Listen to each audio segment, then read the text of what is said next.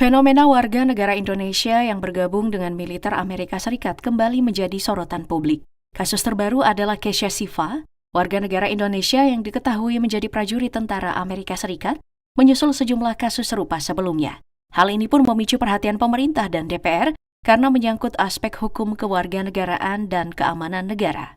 Anggota Komisi 1 DPR RI TB Hasanuddin menegaskan bahwa berdasarkan Undang-Undang Kewarganegaraan, WNI yang masuk dinas militer asing tanpa izin presiden secara otomatis kehilangan status kewarganegaraannya. Ketentuan ini berlaku dalam kondisi damai. Namun, bila yang bersangkutan bergabung dengan tentara negara yang sedang berkonflik dengan Indonesia, konsekuensinya bisa lebih berat hingga pidana. Dalam kasus Keisha Shiva, DPR menyebut tidak ada izin presiden yang diajukan, sehingga status WNI-nya gugur dan ia dipandang sebagai warga negara asing. Pemerintah melalui Kementerian Hukum dan Imigrasi juga menegaskan hal serupa.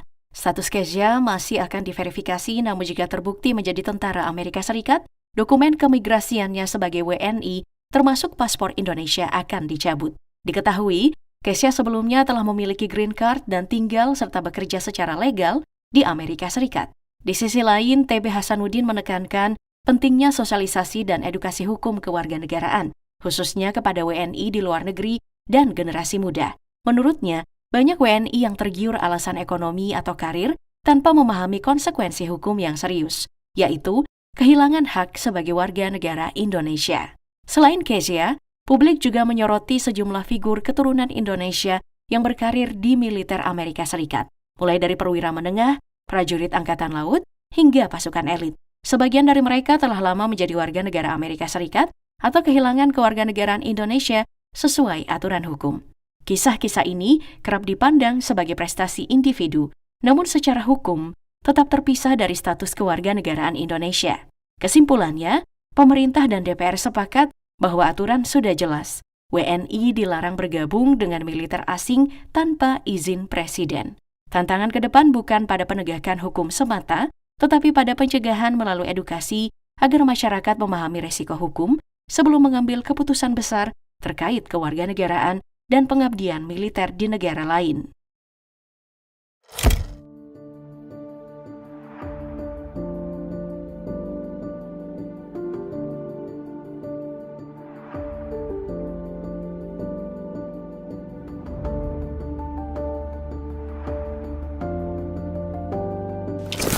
Lewat para warga negaranya yang jadi tentara bayaran.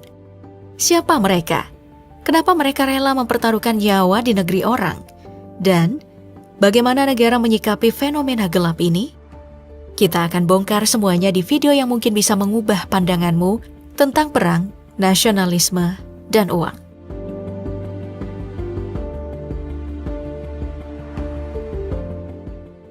Dan semua ini dimulai dari satu nama, Serda Satria Arta Kumbara.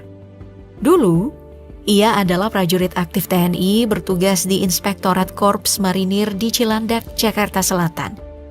Tapi kemudian ia dinyatakan desersi setelah tidak melapor selama lebih dari 30 hari berturut-turut dan menjalani persidangan sejak tahun 2022 secara in absentia.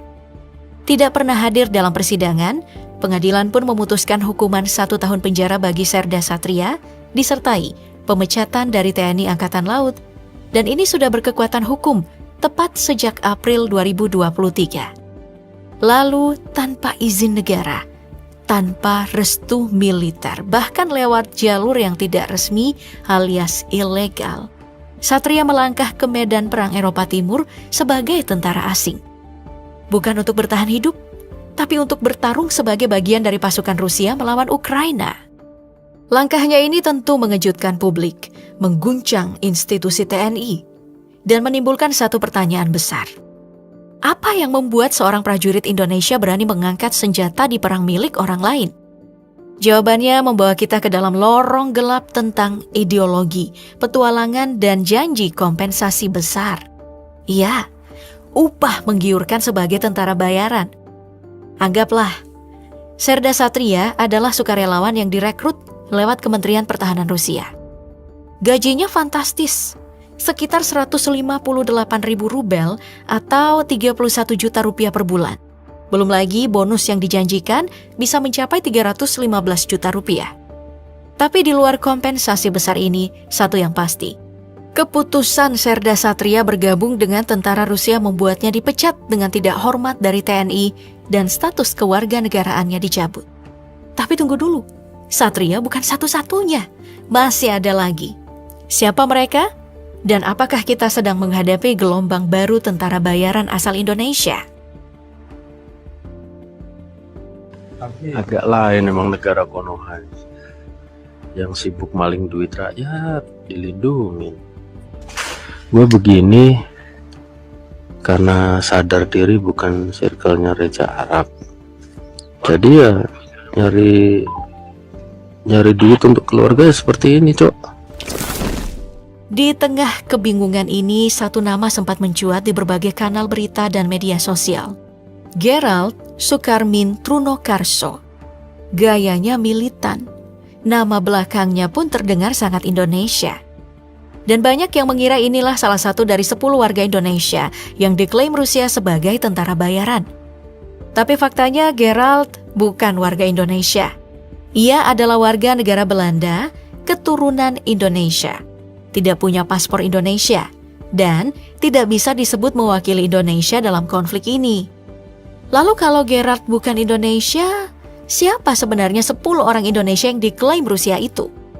Dan lebih penting lagi, dalam kapasitas apa mereka ikut berperang? Apakah mereka sekadar relawan? Atau justru termasuk dalam kategori yang lebih kontroversial, tentara bayaran? Penting untuk tahu apa sebenarnya itu tentara bayaran. Nah, secara sederhana, tentara bayaran adalah orang yang ikut perang bukan karena negara, tapi karena dibayar alias ada bayaran. Mereka tidak terikat aturan militer resmi dan sering dianggap ilegal di banyak negara. Berbeda dengan itu, ada juga yang disebut kontraktor militer resmi. Mereka bekerja lewat kontrak legal alias resmi, biasanya dengan pemerintah atau perusahaan swasta.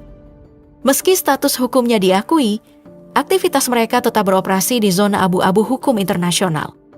Jadi, ketika ada warga negara Indonesia yang ikut berperang di luar negeri, pertanyaannya bukan cuma siapa mereka, tapi juga mereka berperang untuk siapa dan dengan status apa.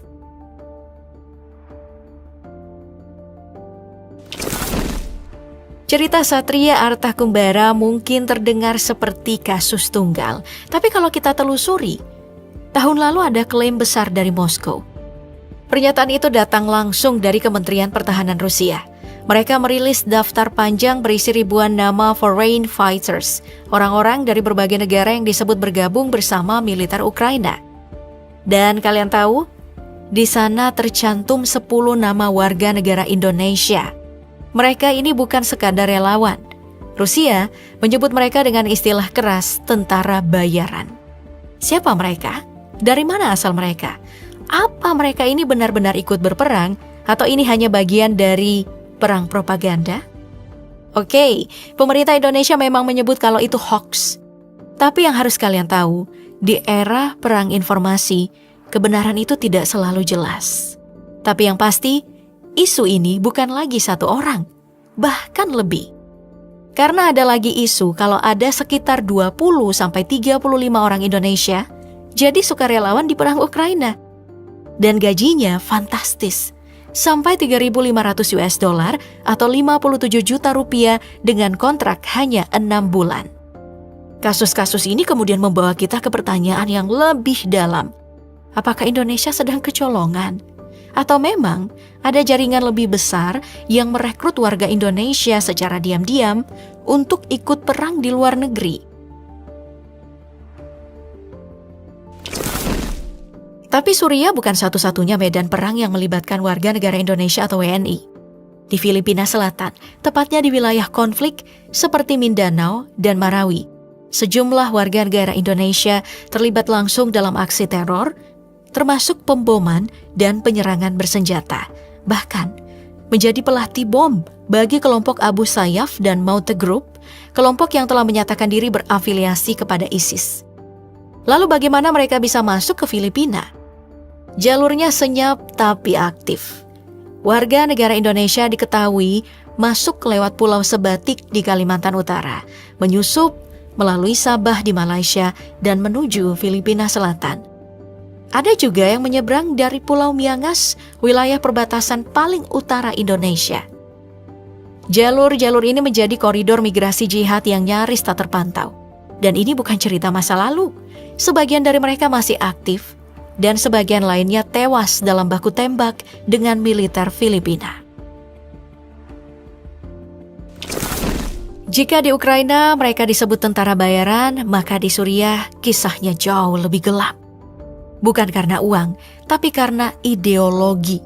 Selama hampir 1 dekade, puluhan bahkan ratusan warga negara Indonesia, pria, wanita, dan anak-anak diketahui berangkat ke Suriah, bergabung dengan ISIS dan kelompok bersenjata lain seperti HTS yang berafiliasi dengan Al-Qaeda. Mereka tidak pergi untuk pulang, tapi untuk tinggal dan bahkan untuk mati di sana. Sebut saja Maryam, ibu dari 4 anak, berasal dari Bandung. Tahun 2015, ia dan keluarganya hijrah ke Suriah, markas besar ISIS. Suaminya tewas sebagai kombatan. Maryam dan anak-anaknya kemudian ditangkap dan ditempatkan di kamp pengungsian. Ada juga Nada Fedullah, remaja Indonesia yang memutuskan hijrah ke Suriah bersama keluarganya. Tergiur oleh narasi khilafah, surga jihad, dan hidup dalam tanah suci. Yang ia dapatkan justru neraka perang. Nada sempat muncul dalam sebuah video mengaku menyesal dan meminta pulang ke tanah air. Sebanyak hampir ratusan warga negara Indonesia disebut sudah bersedia dievakuasi keluar dari Suriah, yang mana kebanyakan adalah eks-kombatan, istri dan anak-anak yang sebelumnya tinggal di wilayah ISIS dan kamp pengungsian seperti Al-Hol dan Roj. Tapi pulang bukanlah akhir cerita. Sesampainya di Indonesia, mereka tidak langsung bebas. Sebagian ditempatkan dalam program deradikalisasi. Sementara yang lain masih harus menjalani proses hukum dan asesmen resiko keamanan. Makanya, ada dilema dari para warga negara Indonesia kombatan Suriah untuk pulang karena takut mereka akan ditangkap. Oke, dari apa yang sudah kita bahas tadi, beberapa hal yang bisa kita pelajari. Menjadi tentara bayaran bukan hanya soal bertaruh nyawa di medan perang asing. Resikonya jauh lebih kompleks dan tak semua bisa dilihat dari balik laras senjata. Secara hukum internasional, tentara bayaran tidak diakui sebagai kombatan yang sah. Artinya, mereka tidak dilindungi oleh Konvensi Jenewa dan jika tertangkap, mereka bisa diperlakukan sebagai kriminal, teroris, atau musuh asing tanpa hak perlindungan. Indonesia pun tidak tinggal diam. Undang-Undang Nomor 15 Tahun 2003 tentang tindak pidana terorisme dan Undang-Undang Kewarganegaraan memungkinkan tindakan hukum bagi mereka yang bergabung dengan kelompok bersenjata asing, terutama jika dilakukan secara sukarela dan tanpa mandat resmi negara. Pemerintah Indonesia juga mengawasi ketat pergerakan lintas batas dan memperketat kerjasama intelijen, terutama dengan negara-negara konflik seperti Suriah dan Filipina. Tapi tetap ada celah. Jalur ilegal, identitas ganda, hingga motif ekonomi dan ideologis membuat pengawasan jadi rumit. Dan satu hal, ketika warga negara Indonesia bisa bertempur ribuan kilometer dari rumah, bukan sebagai prajurit negara, tapi sebagai tentara bayaran, milisi asing, atau pengembara ideologis, maka kita dipaksa mempertanyakan ulang. Apa arti nasionalisme hari ini? Atau uang, ideologi, atau kehampaan hidup memang bisa menggerakkan seseorang menuju medan perang?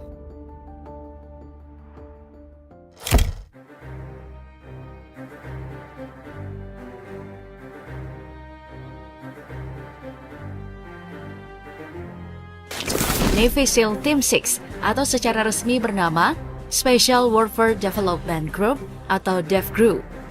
Awal dibentuknya itu ditujukan untuk membebaskan 53 sandera di Kedutaan Besar Amerika Serikat di Teheran, Iran tahun 1979. Bisa dibilang juga, ini adalah unit paling rahasia dan bebas hukum. Nama SEAL Team 6 mulai sangat dikenal saat invasi tahun 2003 di Irak dan saat penyerbuan di tahun 2011 yang mengakibatkan Osama bin Laden tewas. Perencanaan yang sudah dilakukan selama bertahun-tahun, tapi SEAL Team 6 cuma butuh waktu 40 menit untuk eksekusi dan semua pasukan lolos tanpa cedera.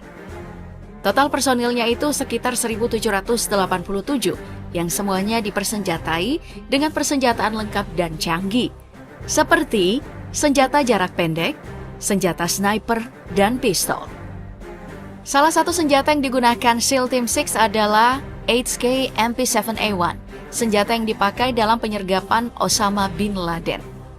Saking spesialnya tim ini, kalau kita bicara anggaran, untuk 75 penembak SEAL Team 6, anggaran amunisinya lebih dari seluruh korps marinir. Lalu bagaimana untuk menjadi bagian dari SEAL Team 6? Gambaran sederhananya, tingkat kegagalan seorang prajurit yang mendaftar sebagai bagian dari SEAL Team 6 adalah 80-85%. Pelatihannya bahkan disebut sebagai pelatihan terberat untuk pasukan khusus maupun di dunia. 6 bulan pertama pelatihan dikenal dengan Basic Underwater Demolition. Bukan pelatihan dasar-dasar seperti di bayanganmu, ini adalah yang terberat. Ujiannya 120 jam non-stop renang, lari, latihan rintangan, menyelam, dan navigasi. Kuncinya, tidak usah berpikir untuk bersaing, karena hal yang paling utama itu adalah bertahan hidup. Sudah banyak korban jiwa tentara yang mencoba mengikuti pelatihan ini. Sejak berdiri tahun 1957, Sayeret Matkal sudah terlibat dalam banyak misi penting. Tahun 1972, menjalankan misi pembebasan para penumpang Belgia, Sabena Airline yang disandra kelompok teroris Palestina. Sejumlah personil Sayeret Matkal menyamar menjadi petugas mekanik pesawat. Pada 9 Maret 1973, mereka melakukan operasi musim semi pemuda ke Lebanon untuk memburu para petinggi PLO. Mereka melakukan penyusupan dengan kapal-kapal peluncur misil menuju perairan Lebanon. Dalam misi ini, mereka tidak memakai seragam militer.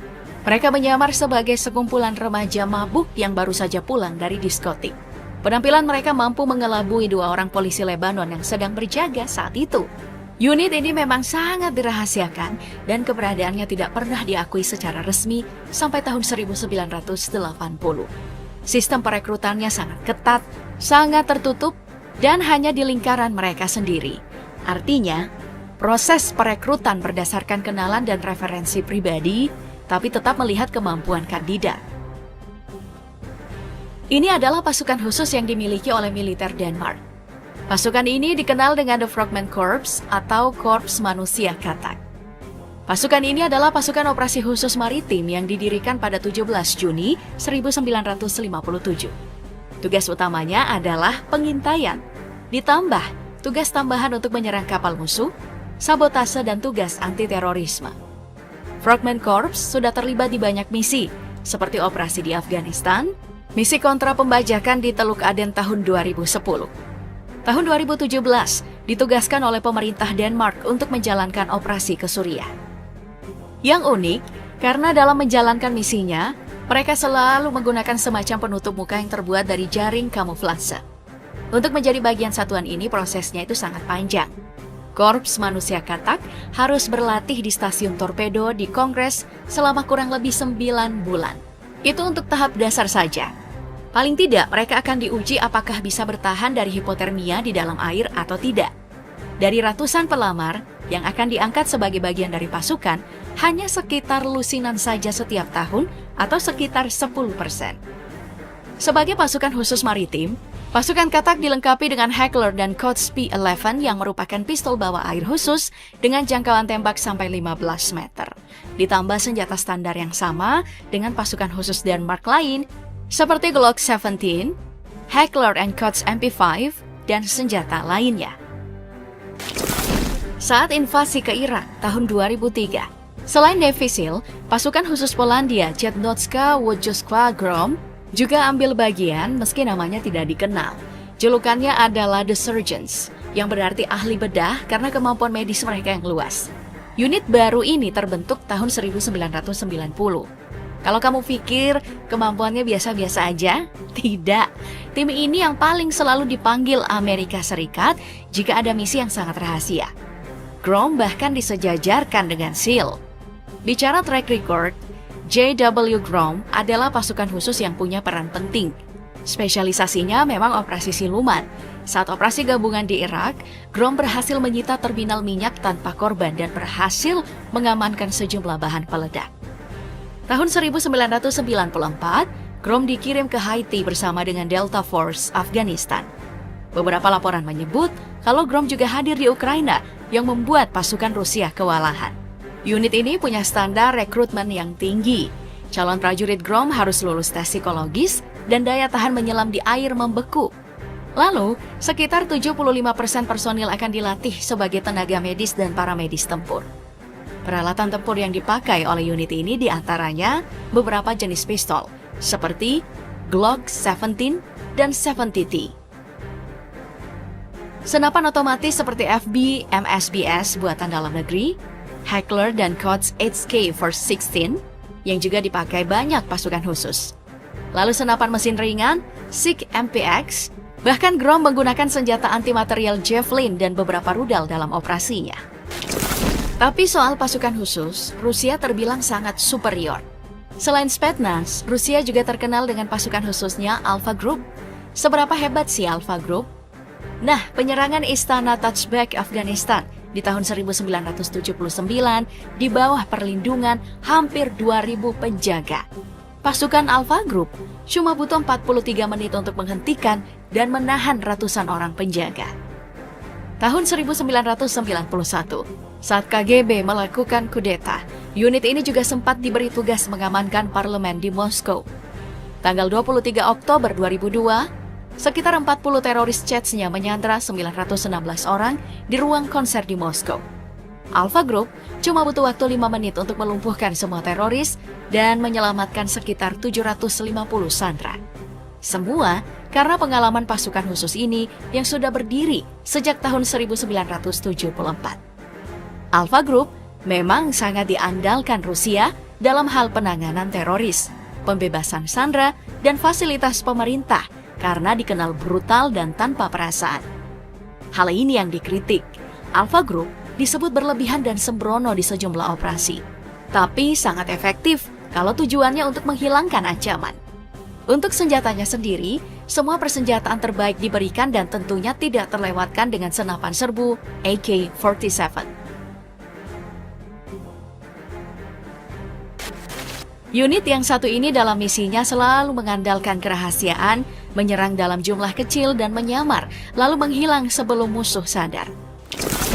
Nah, mungkin menurut kamu berlebihan jika memasukkan nama Kopassus dalam jajaran ini, tapi sebenarnya tidak. Kopassus itu bertempur tanpa rasa takut, tapi tidak nekat. Punya kemampuan bela diri yang sangat baik, dan mampu bergerak dalam kondisi apapun dengan peralatan yang minim. Ini karena pendidikan dan pelatihan komando yang berlangsung sangat lama, sekitar kurang lebih 7 bulan dalam 3 tahap. Tahap pertama, selama 18 minggu ada latihan sikap dan kepribadian. Tahap 2, selama 6 minggu latihan teknik pertempuran di hutan dan gunung. Tahap ketiga adalah taktik pertempuran laut dengan berenang di daerah target operasi sejauh 1 km. Beberapa operasi yang sudah pernah dilakukan Kopassus diantaranya Operasi Woyla, Operasi Seroja Timur-Timur, Operasi Mapenduma di Papua, dan Operasi Pembebasan Bandara Kobakma.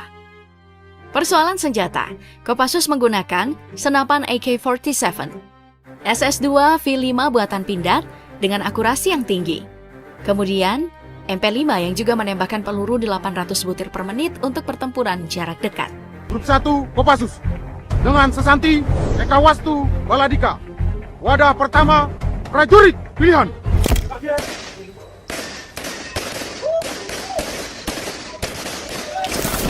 Pertama, mari kita masuk ke yang ringan-ringan dulu, yaitu jumlah personil masing-masing negara. Hal ini juga tercantum jelas di dalam globalfirepower.com. Sebelum masuk ke detailnya, kita harus tahu nih, kalau secara skala penduduk Indonesia dan Amerika, ternyata udah mepet-mepetan. Indonesia ya berada di urutan keempat sebagai negara terpadat di dunia dengan 274.790.244 jiwa. Kemudian, Amerika Serikat berada di urutan ketiga dengan jumlah penduduk mencapai 340.596.000 jiwa. Nah, perbedaan jumlah penduduk ini ternyata berimbas pada jumlah personil militer yang dimiliki masing-masing negara, di mana Indonesia punya personil militer lebih sedikit. Dari segi jumlah, Indonesia punya 1.080.000 personil militer yang terbagi atas 400.000 personil aktif, 400.000 personil cadangan, dan 280.000 personil paramiliter. Sedangkan untuk Amerika Serikat, total personil yang dimiliki adalah 1.832.000 personil yang terbagi atas 1.390.000 personil aktif, 442.000 personil cadangan, dan tanpa personil paramiliter. Di pembagian antara matra yaitu Angkatan Darat, Angkatan Udara, dan Angkatan Laut Indonesia juga jelas tertinggal. Dari datanya Indonesia cuma punya 300.000 personil Angkatan Darat, 40.000 personil Angkatan Udara, dan 75.000 personil Angkatan Laut. Sedangkan untuk Amerika Serikat ada 1.010.500 personil Angkatan Darat, 660.107 personil Angkatan Udara, dan 731.600 personil Angkatan Laut. Selain jumlah personil, sebenarnya ada satu lagi yang paling jauh untuk tentara Amerika dan Indonesia, yaitu persoalan gaji. Untuk TNI, gaji di awal setelah masuk itu berkisar 4,5 juta rupiah, dan saat karirnya mencapai Kepala Staf TNI Angkatan Darat, gajinya bisa mencapai 47 juta rupiah. Sedangkan di Amerika bagi US Army yang baru masuk atau dikenal dengan Private E1 mendapatkan 23.011 US dollar atau 341 juta rupiah. Dan jika karirnya mencapai Staff Sergeant E6, gaji US Army bisa mencapai 35.766 US dollar atau 530 juta rupiah. Wow, mendengar hal ini emang jadi miris sih. Padahal job desk kedua satuan tentara ini mirip banget.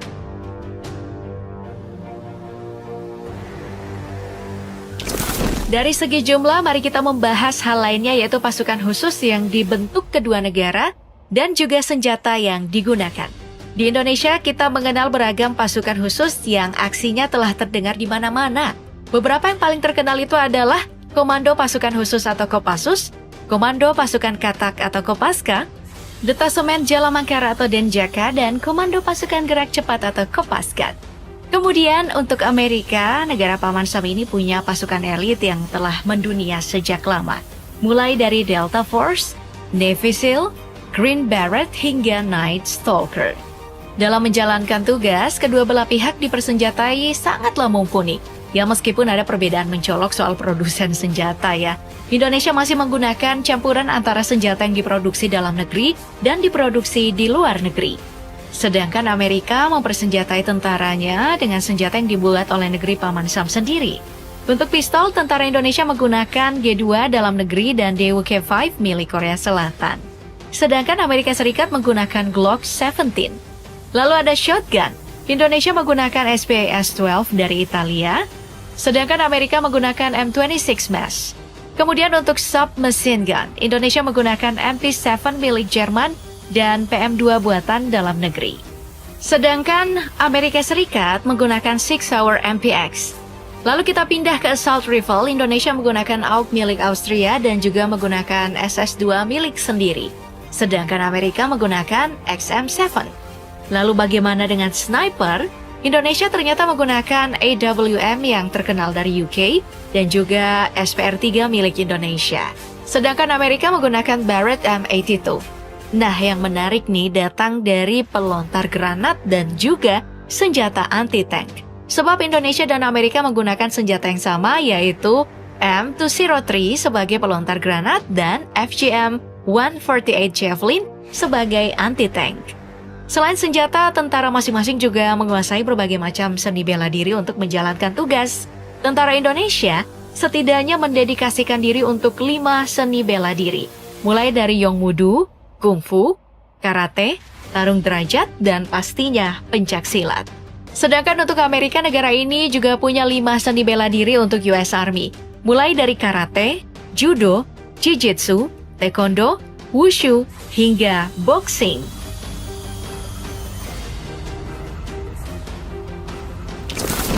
Nah, dari persenjataan, mari kita pindah ke bagaimana pencapaian kedua belah pihak dalam menjalankan misi dan saat latih tanding. Salah satu misi heroik yang pernah dijalankan oleh Indonesia bisa diambil dari aksi Kopassus pada tahun 1981. Di masa ini, pada tanggal 28 Maret, pesawat Garuda dengan kode DC-9 Woyla mengalami pembajakan oleh kelompok ekstremis Komando Jihad. Kapal ini dibawa ke Thailand untuk disandra dan mereka meminta uang sebesar 1,5 juta US dollar sebagai tebusan. Namun tentu saja, penyerahan uang tersebut tidak dilakukan sebab tanggal 31 Maret, Kopassus turun membawa 35 anggota lengkap untuk melakukan aksi pembebasan. Regu yang dibagi menjadi 3 yaitu merah dan biru untuk penyerbuan dari sayap, dan regu hijau untuk penyerbuan lewat pintu belakang berlangsung sangat efektif. Kopassus cuma butuh 15 menit untuk menangani pembajakan pesawat tersebut. Sedangkan untuk Amerika, kita mengenal Operation Neptune Spear yang dijalankan oleh US Navy SEAL. Misi ini dijalankan pada 1 hingga 2 Mei 2011 di Pakistan untuk menaklukkan Osama bin Laden, gembong teroris yang memimpin organisasi Al-Qaeda. Misi ini berlangsung alot dan penuh pertempuran karena persembunyian Osama bin Laden merupakan bunker kompleks berupa labirin yang telah ditanami bom, makanya operasi ini sangatlah berbahaya. Untung saja dengan menurunkan 72 personil terlatih, dengan membagi tugas beragam seperti melacak bom, hingga kontak senjata dilakukan dengan baik dan berhasil mencapai kemenangan. Nah, dalam latih tanding sendiri, tentara Indonesia tidak jarang membuat tentara Amerika berdecak kagum. Misalnya dalam ground combat 1 lawan 1, tentara Indonesia berhasil mengunci tentara Amerika. Padahal kita tahu sendiri kalau bodi tentara Indonesia jauh lebih kecil. Selain itu ada juga momen latihan menembak di mana TNI berhasil mendominasi tentara Amerika. Jadi, kita emang harus selalu kasih 20 jempol lah untuk TNI Indonesia. Oke, itu tadi video kita kali ini. Sampai jumpa di video berikutnya.